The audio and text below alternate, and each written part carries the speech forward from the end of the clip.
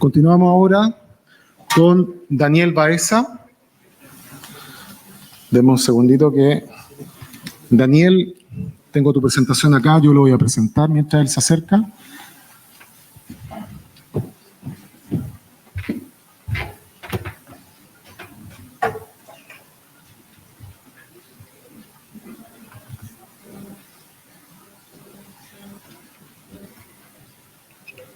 Bueno, Daniel es ingeniero civil eléctrico de la Universidad de Chile. Es uno de los socios fundadores de Lidenbrock. Trabajó 7 años como investigador full-time en la MTC, que es el Centro de Investigación Avanzada de Minería de la Universidad de Chile. Él trabajó en proyectos relacionados con minería y ciencia de datos. Recuerden, ingeniero civil eléctrico. Este es un seminario de minería. Vamos con 2 profesionales y ninguno minero todavía. ¿Dónde acá? Pero así es en la industria, así es en las mineras. Nos relacionamos todos con distintos profesionales. Entonces él trabajó en minería y ciencia de datos. Desde hace 5 años se fueron de la Universidad de Chile con Francisco Anguita, que también era de la MTC. Acá está Francisco, levanta la mano, por favor, ahí está. Para emprender, donde han desarrollado proyectos de I+D en fintech, o sea, en tecnología para finanzas, real estate, agro y minería. O sea, y ese otro dato en la pasada, que todo lo que ustedes aprendan en minería también se puede utilizar en otras industrias, forestal, agrícola, etcétera. No solo siempre hay que pensar en minería. Y Lidenbrock es su último emprendimiento, en lo cual llevan 2 años y medio en desarrollo, más de 500 usuarios en la versión de prueba, en 5 continentes y alrededor de 6 meses en versión comercial. Aprovecho de dar el aviso que nosotros tuvimos una conversación preliminar para usar los software de ellos dentro de la carrera. Tienes 20 minutos total, pero te voy a avisar los 15 minutos. Dura como 23 la presentación. Hola, soy Daniel. Como ya lo dijeron, soy cofundador de Lidenbrock y Lidenbrock es un software asistente para geólogos. ¿Okay?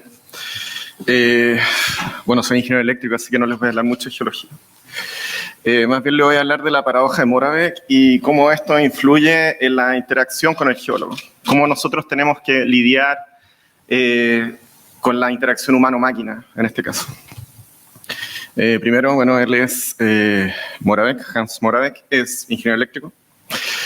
Él ha hecho harta contribución en visión computacional, en autos autónomos, y la gracia en realidad es esto, que entre los 80 y 90 tiró una paradoja, ya que es la paradoja de Moravec, que lo que dice es que, aunque resulte contraintuitivo, es esperable que los computadores tengan un resultado sobresaliente en los test de inteligencia. Sin embargo, para él resultaba imposible, o él creía imposible, que tuvieran una sensibilidad y una motricidad similar a la de una guagua de 1 año.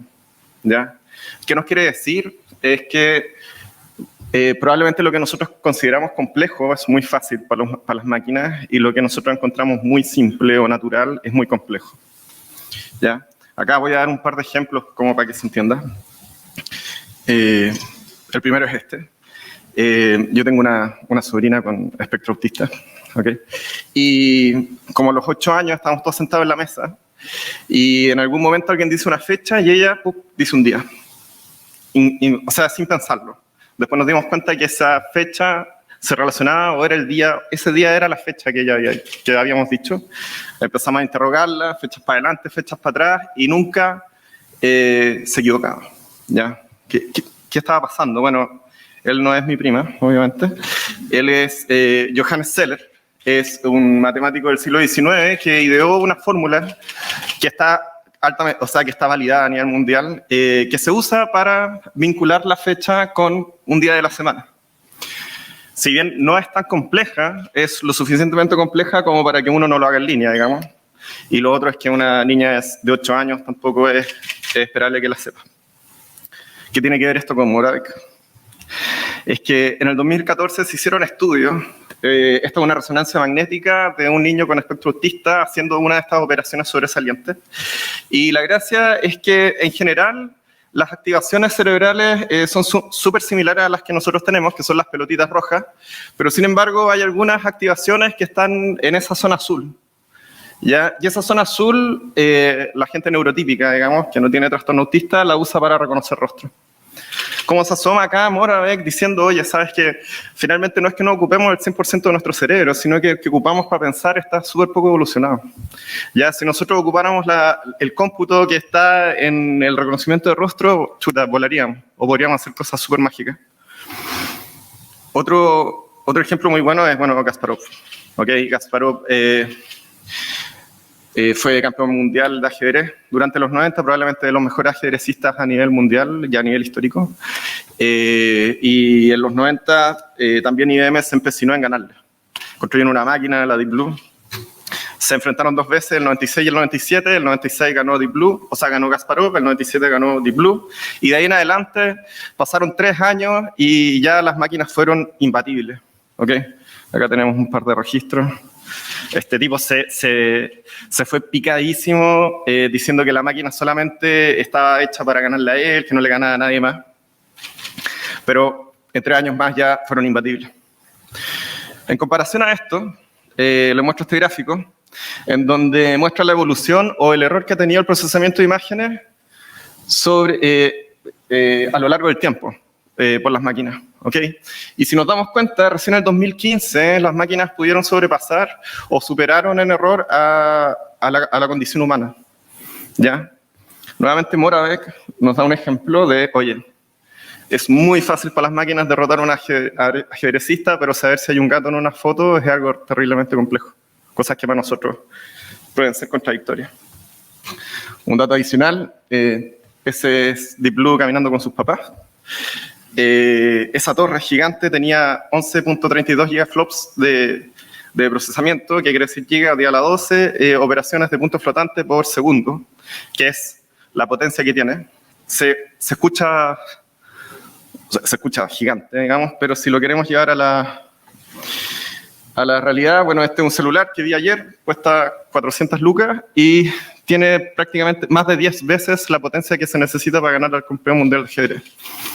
Ya, nuevamente, hay algo ahí. Cosas buenas que pasaron, el ajedrez no murió. ¿Ya? Esta es la imagen viva, este es Magnus Carlsen. Probablemente, si Kasparov era de los mejores, este es el mejor de la historia.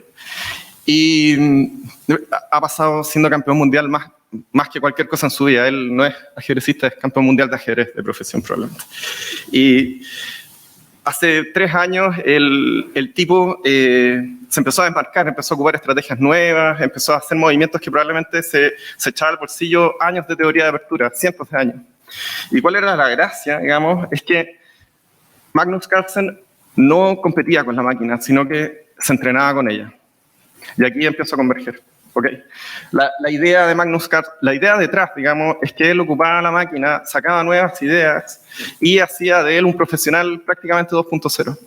Entonces, si ya estaba desmarcado, ahora ya se fue a otro planeta prácticamente.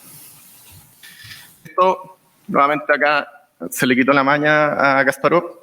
Empezó a pensar, empezó a decir, las máquinas son mejores y llegó a su versión Jobs. ¿Okay? Y empezó a entender qué había pasado, digamos.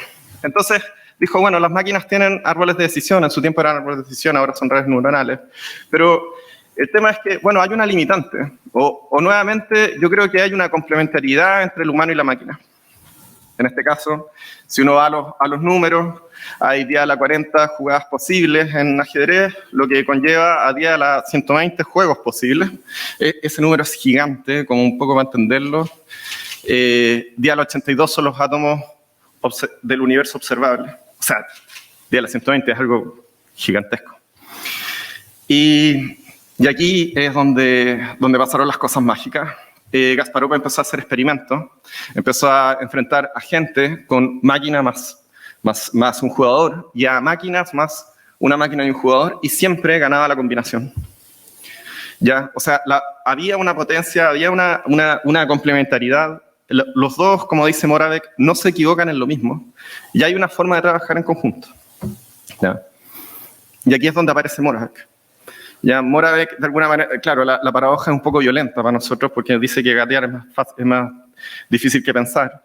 Pero si nosotros lo llevamos a la profesión, también hay una complementariedad. Hay cosas que para la máquina es muy simple que le resultan imposibles al humano, probablemente, o que le resulta imposible tener ese performance, pero hay cosas que el humano hace que le resultan imposibles a la máquina. La creatividad, la intuición, el instinto. ¿Okay? Y ahí es donde nos paramos nosotros. ¿Okay? Nosotros somos un asistente de geólogos. ¿Okay? No tenemos la verdad, pero sí creemos que podemos tener una complementariedad y podemos hacer un mejor profesional si es que ustedes estrujan los datos. ¿Okay? Dentro de eso, bueno, lo primero es que tenemos un estudio exploratorio. Nosotros podemos estrujar los datos, a toda la gente les fascina, son súper responsivos, son expresivos, pueden botonear el gráfico, hacer aparecer, hacer apagar cosas. En general, las visualizaciones son las estándar que tienen todos los software, pero también tenemos algunas visualizaciones que son de estado del arte. Por ejemplo, esta de Maleki y Emery. Emery, bueno, es profe de la Chile, probablemente muchos lo conocen, y el Maleki es Mohamed Maleki, Momo es profe de la Católica y también es parte de Lidenbrock.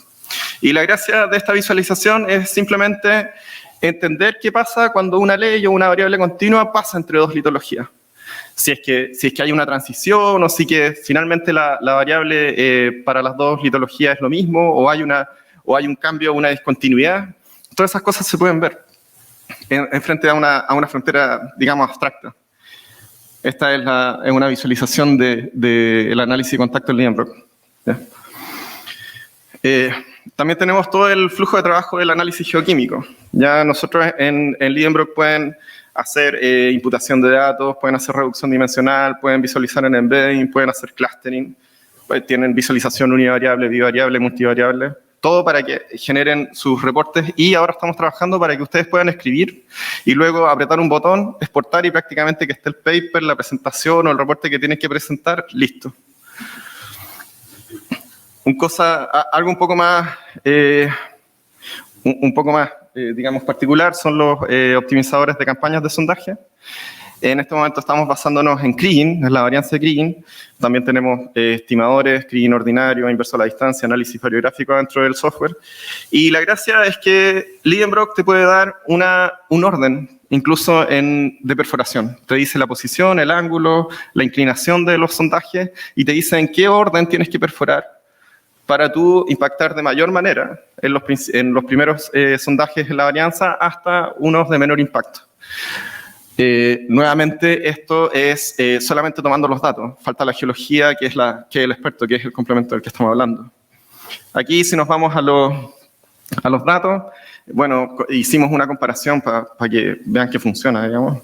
Y comparamos los sondajes recomendados por el experto versus Lidenbrock y en general, Lidenbrock tiene, la recomendación de Lidenbrock aumenta en un 30 o un 50% la cantidad de recursos medidos versus la posición que recomendaba el geólogo, el experto. Y por otro lado, para llegar a la misma precisión del geólogo necesitamos un tercio de sondaje.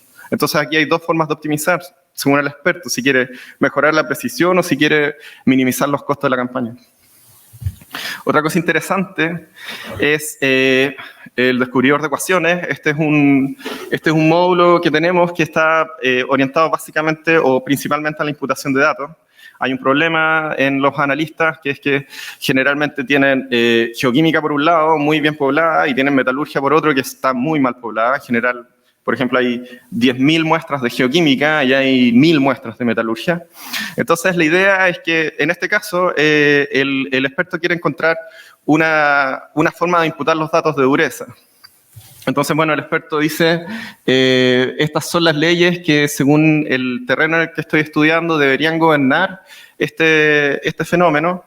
Y según eso, lo que hace el modelo de descubrimiento de ecuaciones es que genera ecuaciones que tienen mejor relación o mejor correlación con la variable objetivo, que en este caso es la dureza, y es una combinación interpretable por el usuario. Entonces, el geólogo le puede decir, ya dame 10 recomendaciones de nuevas ecuaciones que puedan responder a la dureza, y el usuario nuevamente puede elegir una, puede procesarla, puede hacer operaciones sobre la dureza, y como está bien poblada, la gracia es que, bueno, tenemos 10.000 datos de geoquímica, ahora podemos tener un proxy, una variable que se asemeja a la dureza, que se comporta como la dureza en esas 10.000 muestras.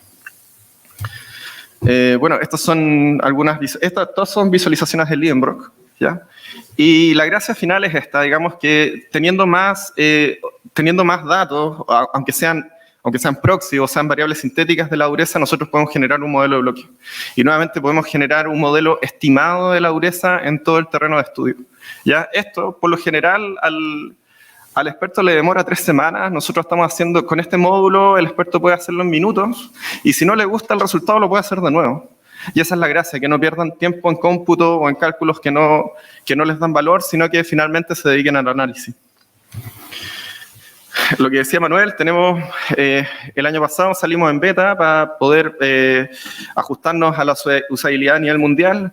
Tuvimos 500 usuarios, tenemos más de 500 usuarios en descargas trial. Si ustedes quieren descargarlo, pueden descargarlo en la página.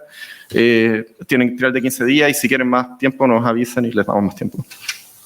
Y bueno, nuestro primer cliente, en enero empezamos a vender, nuestro primer cliente fue australiano, después tuvimos un turco, después estuvimos con un tipo en Portugal, ahora estamos en Antofagasta Minerals, en JX Mining, en GeoAB.